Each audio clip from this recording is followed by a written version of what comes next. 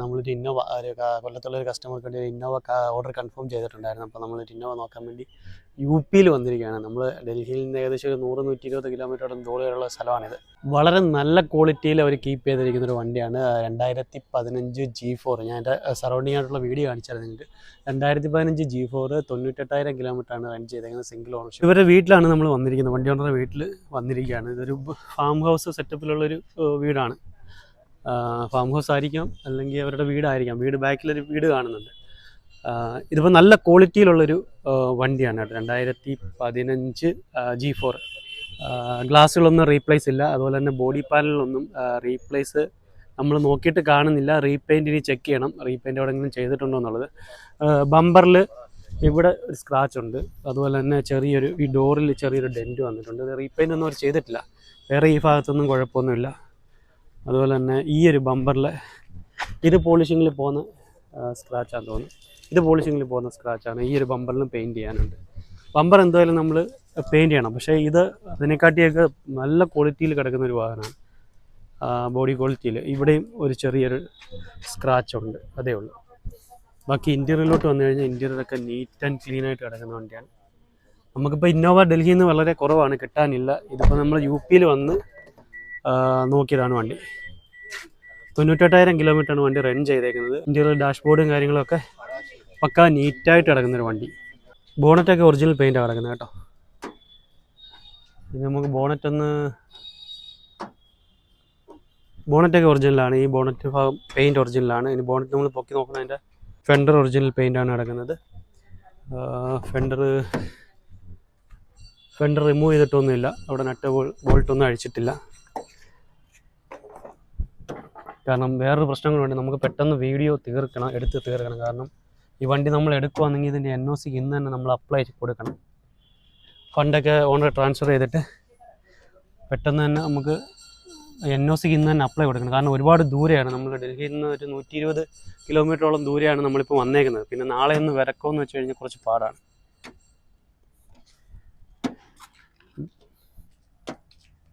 ഈ ഭാഗത്തെ പെയിൻ്റ് എല്ലാം ഒറിജിനലാണ്. അതുപോലെ തന്നെ ഡോർ പാഡുകൾ ഒറിജിനൽ പേസ്റ്റിംഗ് ആണ് നടക്കുന്നത്. ഈ ഭാഗത്തെ തുരുമ്പോ കാര്യങ്ങളൊന്നുമില്ല.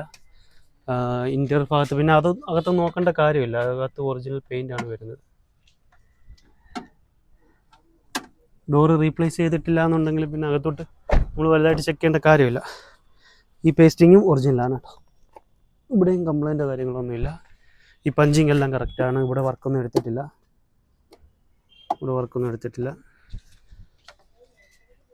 ഇവിടെയും വർക്കൊന്നും എടുത്തിട്ടില്ല.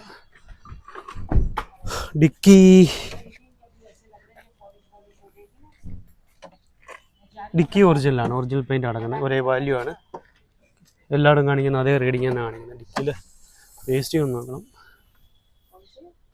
പേസ്റ്റിങ്ങും ഒറിജിനലാണ്, ഡിക്കി പേസ്റ്റിങ്ങും ഒറിജിനലാണ്. അതിൻ്റെ നല്ല ക്വാളിറ്റിയിൽ കിടക്കുന്നൊരു വാഹനമാണ് കേട്ടോ, നല്ല ക്വാളിറ്റിയിൽ. സാധാരണ നമുക്ക് ഇന്നോവയൊക്കെ ഈ ഒരു ടൈമിൽ ഇങ്ങനെ ക്വാളിറ്റിയിൽ കിട്ടാറില്ല. ബാക്കിലത്തെ ഗ്ലാസും ഒറിജിനലാണ്. 2015 ഗ്ലാസ് തന്നെയാണ് കിടക്കുന്നത്. ഇതും 15 ഗ്ലാസ്സാണ്. അപ്പർ സൈഡിലും 15 ഗ്ലാസ് തന്നെയാണ് കിടക്കുന്നത്. ഒറിജിനൽ പെയിൻ്റാണ്. ഞാൻ നേരത്തെ പറഞ്ഞ പോലെ ഇവിടെ ചെറിയൊരു സ്ക്രാച്ച് ഉണ്ട്. അത് പോളിഷിങ്ങിൽ വേണമെങ്കിൽ പോകും, പെയിൻറ്റ് ചെയ്യേണ്ട ആവശ്യമില്ല. വേണമെന്നുണ്ടെങ്കിൽ പെയിൻറ്റ് ചെയ്താൽ മതി. Original paint. ഗ്ലാസ് 15.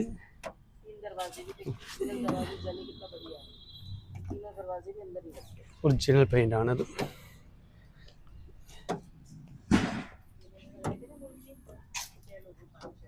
ഒറിജിനൽ പെയിൻ്റാണ് അതും കിടക്കുന്നത്. ഒറിജിനൽ പെയിൻ്റാണ്. ഗ്ലാസും 15 ഗ്ലാസ്സാണ് കിടക്കുന്നത്. Pasting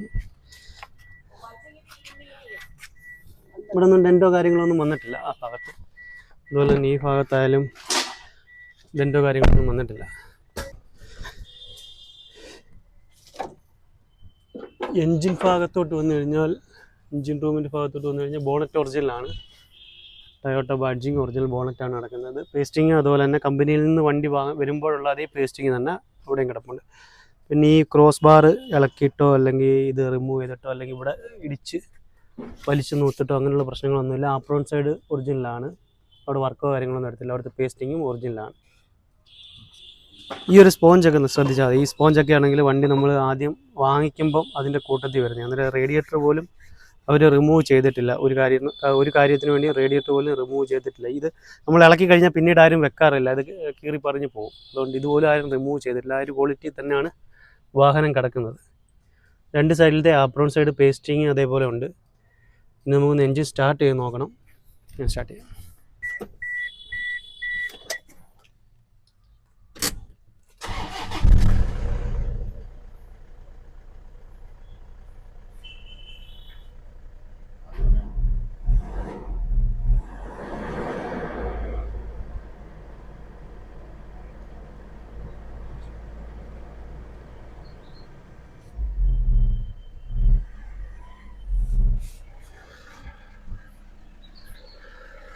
smoke കാര്യങ്ങളുണ്ടോ? ഇല്ലല്ലോ, സ്മോക്ക് കാര്യങ്ങളൊന്നുമില്ല. അതുപോലെ തന്നെ ഓയിൽ ചിലപ്പോൾ അങ്ങനെയുള്ള പ്രശ്നങ്ങളൊന്നുമില്ല.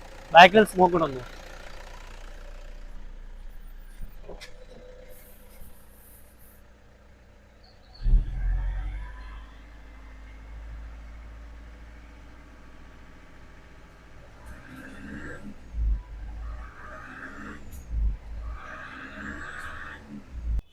വണ്ടിയുടെ ടയറും ഏകദേശം ഒരു 80% മേളിൽ, 80 അല്ല 90% മേളിൽ ടയറും ഉണ്ട്. 2022 ടയറാണ് 4 കിടക്കുന്നത്. ഈ ഒരു ഡെൻറ്റാണ് കുറച്ച് മേജറായിട്ടുള്ള ഒരു പ്രോബ്ലമായിട്ട് കാണുന്നത്. അത് ഇപ്പോൾ എന്തായാലും പെയിൻറ്റ് ചെയ്തേ പറ്റും. അപ്പുറ സൈഡൊന്നും വലിയ പ്രശ്നമില്ല.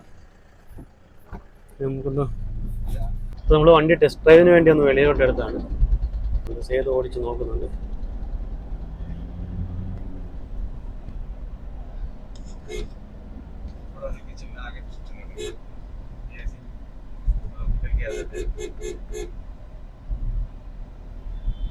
എങ്ങനെയുണ്ട് ഓടിച്ചു? ചെറിയൊരു പിക്കപ്പ് ഇത് കാണിക്കുന്നത്. എനിക്ക് തോന്നുന്നു ഒന്നെങ്കിൽ എയർ ഫിൽറ്റർ ഒക്കെ ചോക്കായിരിക്കുകയാണെന്നുണ്ടെങ്കിൽ ഇച്ചിരി പൊടി കൂടുതലുള്ള സ്ഥലമാണ്. എയർ ഫിൽറ്റർ മാറ്റാത്തത് കൊണ്ട് ചെറിയൊരു പിക്കപ്പ്. സ്റ്റിയറിംഗ് ലൈറ്റാണ് കുഴപ്പം. നമ്മൾ വണ്ടി ഓടിച്ച് നോക്കി നമ്മൾ തിരിച്ചു കൊണ്ടുവന്നു. നമ്മൾ എൻജിൻ നമ്പരും അതുപോലെ തന്നെ ചേസ് നമ്പരും ഒക്കെ ക്രോസ് ചെക്ക് ചെയ്യാണ്, സെയിം നമ്പർ ആണോ അല്ലയോ എന്നുള്ളത്. വണ്ടി ഓടിച്ച് നോക്കിയിട്ട് വേറെ കംപ്ലൈൻറ്റോ അങ്ങനെയുള്ള കാര്യങ്ങളൊന്നും കാണിച്ചിട്ടില്ല. ചെറിയ രീതിയിൽ എനിക്കൊന്ന് എയർ ഫിൽറ്റർ കാര്യങ്ങളൊന്ന് ചെക്ക് ചെയ്യേണ്ടി വരും. അതിൻ്റെ ഒരു കുഴപ്പം മാത്രമേ ഉള്ളൂ. സ്റ്റിയറിങ്ങിൻ്റെയൊക്കെ ഈ ഒരു ഭാഗമൊക്കെ അത്യാവശ്യം നല്ല ക്ലിയർ ആയിട്ട് കിടക്കും. സാധാരണ 1,00,000 കിലോമീറ്ററൊക്കെ വരുമ്പോഴത്തേന് ഈ ഒരു ഭാഗത്ത് കുറച്ച് പെയിൻറ്റും കാര്യങ്ങളൊക്കെ പോകുന്നതാണ്. പക്ഷെ അതൊന്നും പോയിട്ടില്ല. അത്യാവശ്യം നല്ല ക്വാളിറ്റിയിൽ തന്നെയാണ് വണ്ടിയുടെ ഇൻറ്റീരിയറും കിടക്കുന്നത്. എന്ന് വെച്ചാൽ ഒരു പുതിയ വണ്ടി എടുക്കുമ്പം ഏകദേശം എങ്ങനെയാണോ ആ ഒരു ക്വാളിറ്റി അതേപോലെ തന്നെ ഒരു 90% അതേ ക്വാളിറ്റി തന്നെയാണ് ഈ ഡാഷ്ബോർഡിൻ്റെ ഏരിയയും കാര്യങ്ങളും എല്ലാം കിടക്കുന്നത്.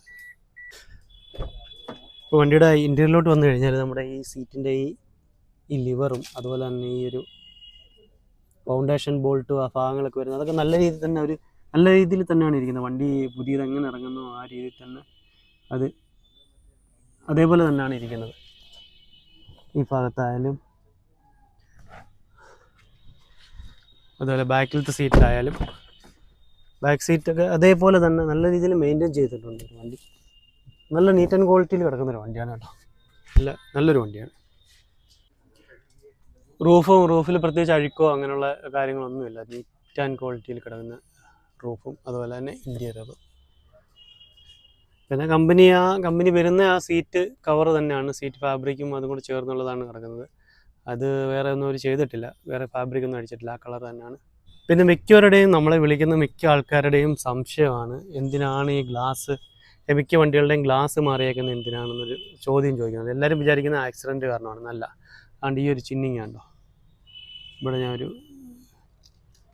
ഈ ഭാഗത്ത് ഗ്ലാസ് കല്ലടിച്ച് അവിടെ ചെറിയ രീതിയിൽ അതിൻ്റെ ഒരു ക്രാക്ക് വീണിട്ടുണ്ട്. അതേപോലെ തന്നെ ഈ ഭാഗത്തുമുണ്ട്. ഈ ഒരു കാരണം കൊണ്ടാണ് ഈ ഒരു ഭാഗത്തും അതേപോലെ ഒരു ക്രാക്ക് വീണിട്ടുണ്ട്. അത് ക്രാക്കല്ല, ഗ്ലാസിൻ്റെ ചെറിയൊരു പോർഷൻ ഇളകിപ്പോയേക്കുന്നതാണ്, വലിയ ക്രാക്കൊന്നുമല്ല. അത് പക്ഷേ പിന്നീട് അത് വലുതായി വരും. ഇതുകൊണ്ടാണ് ഇവിടുത്തെ മിക്ക വണ്ടികളുടെയും ഗ്ലാസ് മാറുന്നത്. ഇത് എക്സ്പ്രസ് ഹൈവേ കൂടെ ഒക്കെ പോകുന്ന സമയത്ത് നമ്മൾ വണ്ടി 120 കിലോമീറ്റർ സ്പീഡിൽ പോകും. അപ്പം ചെറിയൊരു കല്ലിൻ്റെ ഒരു പാർട്ടിക്കിൾ വന്ന് അടിച്ചാൽ തന്നെ അതിൻ്റെ ഫോഴ്സ് വലുതായിരിക്കും. നമ്മുടെ നാട്ടിലെ കണക്ക് 60 അല്ലെങ്കിൽ 80 കിലോമീറ്റർ സ്പീഡിൽ പോകുമ്പോൾ ഒരു പീസ് വന്ന് വീഴുന്നതിൻ്റെ പവർ ആയിരിക്കത്തില്ല 120-140 കിലോമീറ്റർ സ്പീഡിൽ പോകുമ്പോൾ ഒരു പീസ് വന്ന് വീഴുന്നത്. അതുകൊണ്ടാണ് ഇങ്ങനെ ഈ ഒരു കാര്യം സംഭവിക്കുന്നത്. എൻ്റെ ഈ തൊട്ട് കൊടുത്തിരിക്കുന്നിടത്തുണ്ട് അപ്പോൾ ഇങ്ങനെ വരുമ്പോൾ അവർ സാധാരണ ചെയ്യുന്നതെന്ന് വെച്ച് കഴിഞ്ഞാൽ ഇൻഷുറൻസിൽ തന്നെ ഗ്ലാസ് മാറും. അതുകൊണ്ടാണ് ഒരു 10 വണ്ടി എടുത്തു കഴിഞ്ഞാൽ ഒരു 7 അല്ലെങ്കിൽ 6 വണ്ടിക്കകത്തും ഗ്ലാസ് റീപ്ലേസ്മെൻ്റ് ആയിരിക്കും. ഇതിപ്പോൾ ഒറിജിനൽ ഗ്ലാസ് അടങ്ങുന്ന ഒരു റീപ്ലേസ്മെൻറ്റ് ചെയ്തിട്ടില്ല. ഇതിപ്പോൾ നമ്മൾ കണ്ട കാര്യങ്ങൾ വീഡിയോയും കാര്യങ്ങളും ഡീറ്റെയിൽ ആയിട്ടുള്ള കാര്യങ്ങൾ നമ്മൾ കസ്റ്റമർക്ക് അയച്ചു കൊടുക്കും, ക്ലയൻറ്റിന് അയച്ചു കൊടുക്കും. അവർക്ക് ഓക്കെ ആണെന്നുണ്ടെങ്കിൽ നമ്മൾ വിലയുടെ കാര്യങ്ങൾ സംസാരിച്ചിട്ട് പറ്റുമെങ്കിൽ ഡീല് ഇന്ന് തന്നെ ഓക്കെ ആക്കി വണ്ടി ഇവിടുന്ന് എടുത്തുകൊണ്ട് പോകാനാണ് പ്ലാൻ ചെയ്തേക്കുന്നത്. കസ്റ്റമർക്ക് നേരത്തെ ഡീറ്റെയിൽ എല്ലാം അയച്ചു കൊടുത്തു, എങ്കിലും നമ്മൾ വണ്ടി നേരിട്ട് കണ്ടിട്ട് അതിൻ്റെ ഒരു വീഡിയോ എടുത്ത് കൊടുക്കുന്ന ഒരു പെർഫെക്ഷൻ അതിന് കിട്ടത്തില്ലല്ലോ. നമുക്ക് ഫോട്ടോ അയച്ചു തന്നല്ല ഹിസ്റ്ററി എടുത്താൽ തന്നെ. അപ്പം ക്ലയൻറ്റ് ഓക്കെ പറയുകയാണെന്നുണ്ടെങ്കിൽ നമ്മൾ ഇന്ന് തന്നെ വിലയുടെ കാര്യങ്ങൾ സംസാരിച്ച് ഡീൽ ഉറപ്പിച്ചിട്ട് വണ്ടി ഓക്കെ ആണെന്നുണ്ടെങ്കിൽ വണ്ടി ഇന്ന് തന്നെ നമ്മൾ ഇവിടുന്ന് എടുത്തുകൊണ്ട് പോവുകയും ചെയ്യും. ഇന്ന് തന്നെ പറ്റുമെങ്കിൽ NOCക്ക് അപ്ലൈ ചെയ്യുകയും ചെയ്യും. ഇപ്പോൾ സമയം ഏകദേശം 2 മണി കഴിഞ്ഞ് 2-2:30 ആയി. അപ്പോൾ നമുക്ക് ഡീല് പെട്ടെന്ന് ക്ലോസ് ചെയ്തിട്ട് വണ്ടി എടുക്കുകയാണെന്നുണ്ടെങ്കിൽ ഇന്ന് തന്നെ ഇവിടെ NOCക്ക് RT ഓഫീസിൽ പോയി NOCക്ക് അപ്ലൈ കൊടുക്കണം. എന്നുണ്ടെങ്കിൽ പിന്നെ ഇങ്ങോട്ട് വരക്കാൻ കുറച്ച് പാടാണ്. അപ്പോൾ നമ്മൾ ഡീല് പറഞ്ഞ് ഓക്കെ ആക്കിയിട്ടുണ്ട്. ഇപ്പോൾ വണ്ടിയുടെ 3 ചാവി 2 ചാവി സ്പെയർ ചാവികൾ അത് കൊണ്ട് തന്നിട്ടുണ്ട്. അവർ പറഞ്ഞതെന്ന് വെച്ചാൽ ഇത്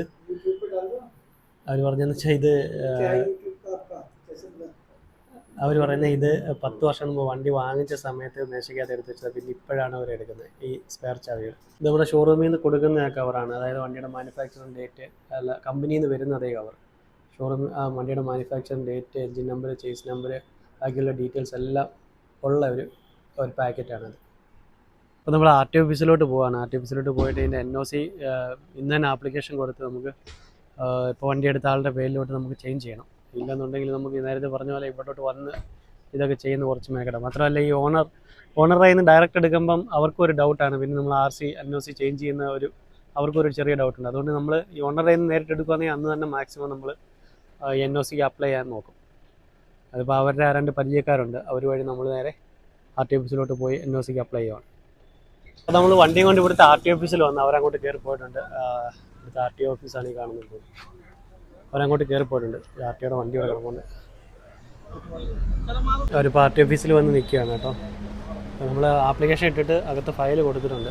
ഇനി അതിൻ്റെ വണ്ടി ഓണർ ഇവിടെ നേരിട്ട് വരണമായിരുന്നു. അപ്പോൾ നമ്മുടെ വണ്ടിയുടെ ചേസ് നമ്പർ ട്രേസ് ചെയ്യാണ്. അപ്പോൾ ഇതിവിടെ ഒരു ലോക്കൽ ഏജൻറ്റാണ് ഇത് ചെയ്യുന്നത്. അവർ RT ഓഫീസിൽ പോയി സബ്മിറ്റ് ചെയ്ത് ഓണർ RT ഓഫീസിൽ പോയി അതിനകത്ത് ഫോമുകളും കാര്യങ്ങളെല്ലാം സൈൻ ചെയ്ത് കൊടുത്തിട്ടുണ്ട്. അപ്പോൾ നമ്മൾ വണ്ടി എടുത്ത് വണ്ടിയുടെ ചാവിയും കാര്യങ്ങളും അതിൻ്റെ ഡോക്യുമെൻറ്റും കാര്യങ്ങളെല്ലാം വാങ്ങിച്ചു.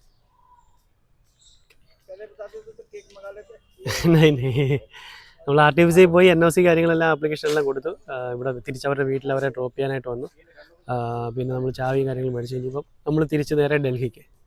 ഇവിടുന്ന് ഒരു 100-120 കിലോമീറ്ററിനകത്തുണ്ട് ഡൽഹിക്ക്.